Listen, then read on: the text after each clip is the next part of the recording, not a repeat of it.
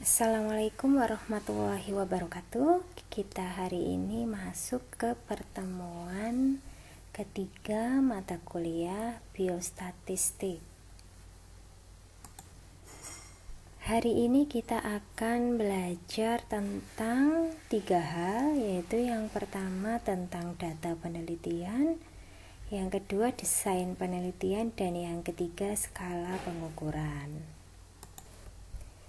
Kita masuk ke materi yang pertama tentang desain penelitian.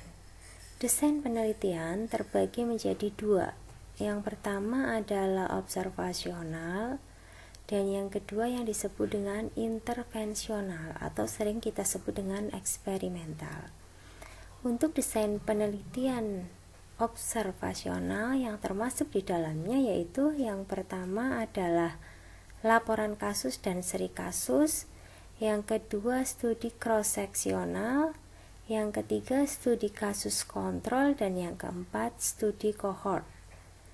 Kemudian untuk yang termasuk dalam desain penelitian intervensional atau eksperimental yaitu uji klinis dan intervensi.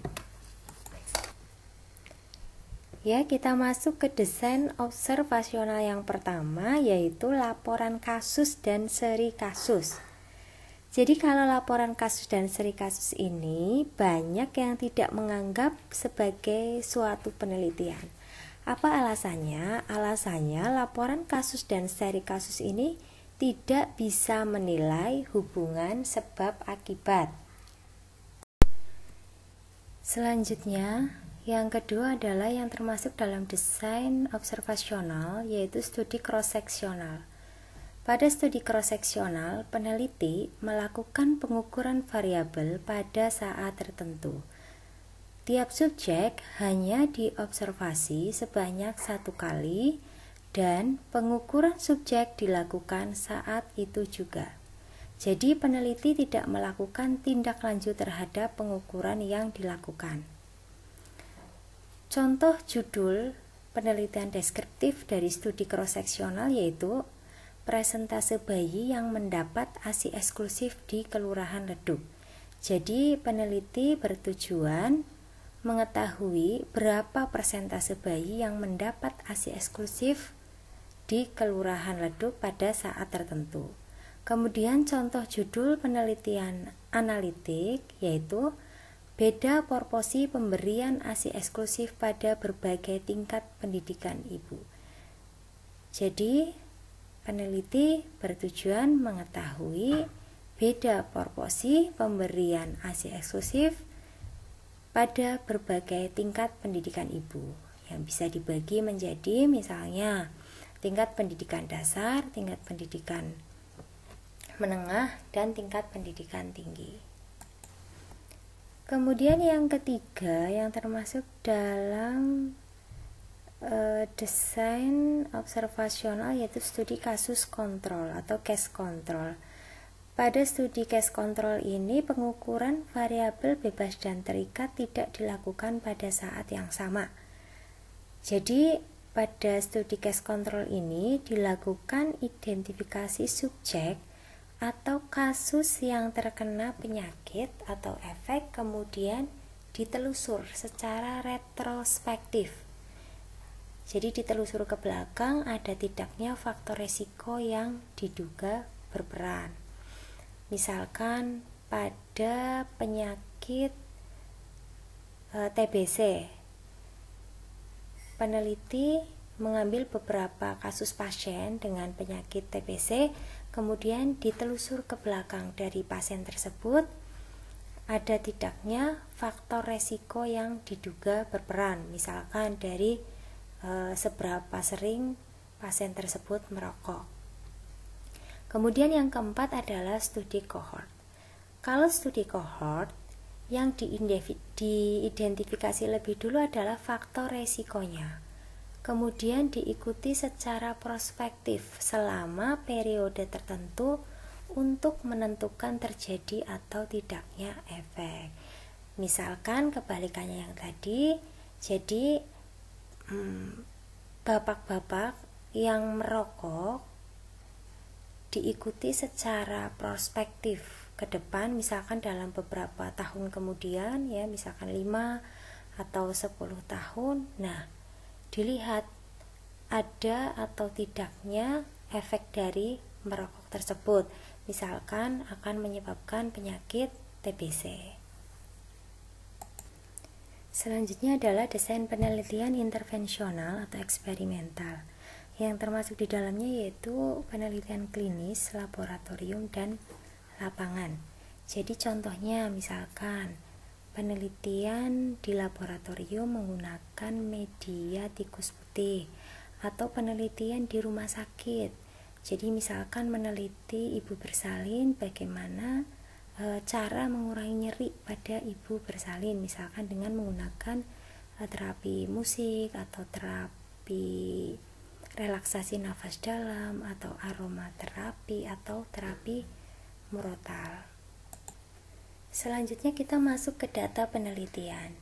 Data penelitian berdasarkan sifatnya dibagi menjadi 2. Yang pertama adalah yang disebut dengan data kuantitatif. Data kuantitatif adalah data yang berupa angka-angka. Contohnya, data tentang berat badan, kemudian data tentang luas rumah, kemudian data tentang tinggi badan, data tentang nilai IQ. Kemudian yang kedua adalah data kualitatif. Kalau data kualitatif ini tidak berupa angka, tapi berupa kata-kata atau pernyataan-pernyataan. Jadi, data kualitatif dapat pula diartikan sebagai data kategorik, karena memang biasanya berupa kategori atau pengelompokan-pengelompokan berdasarkan nama atau inisial tertentu. Contoh dari data kualitatif yaitu misalkan kelompok pegawai negeri sipil, kelompok wira swasta, kelompok petani, kelompok buruh. Selanjutnya adalah data berdasarkan sumbernya. Yang pertama yang disebut data primer, dan yang kedua adalah data sekunder. Data primer adalah data yang diperoleh langsung dari pihak yang diperlukan datanya. Contoh, kita ingin mengetahui tentang tekanan darah lansia sebelum melakukan senam. Nah, data yang diukur saat lansia belum melakukan senam itu yang disebut dengan data primer. Yang kedua adalah data sekunder. Data sekunder adalah data yang tidak diperoleh langsung dari pihak yang diperlukan datanya. Misalkan kita akan meneliti tentang berat badan bayi lahir rendah dikaitkan dengan status gizi ibu. Nah, kita bisa meminta data dari rumah sakit tentang data berat badan bayi baru lahir dengan berat lahir yang rendah, dan bisa meminta data dari rumah sakit mengenai data status gizi ibu dari bayi-bayi tersebut. Selanjutnya, berdasarkan skala pengukurannya dibagi menjadi 2, yaitu kategorikal dan numerik. Nah, yang termasuk data kategorikal yaitu data nominal dan data ordinal. Kalau data nominal adalah data yang bukan peringkat, jadi tidak ada peringkatnya, mana yang lebih tinggi, mana yang lebih rendah. Contohnya adalah jenis kelamin. Kalau data ordinal adalah data dengan peringkat di mana intervalnya itu tidak dapat diukur. Contohnya data status sosial ekonomi. Ada ekonomi tinggi, ekonomi sedang, dan ekonomi rendah. Kemudian yang kedua yang termasuk di dalam skala numerik yaitu data interval dan data rasio. Kalau data interval ini adalah berupa peringkat tapi tidak mempunyai angka 0 absolut. Contohnya adalah suhu tubuh. Kemudian untuk data rasio adalah data yang ada peringkat, tetapi dia mempunyai nilai 0 alamiah. Contohnya adalah berat badan. Demikianlah pertemuan biostatistik pada pertemuan yang ketiga kali ini. Mudah-mudahan apa yang telah kita pelajari bersama bisa bermanfaat. Wabillahi taufiq wal hidayah. Wassalamualaikum warahmatullahi wabarakatuh.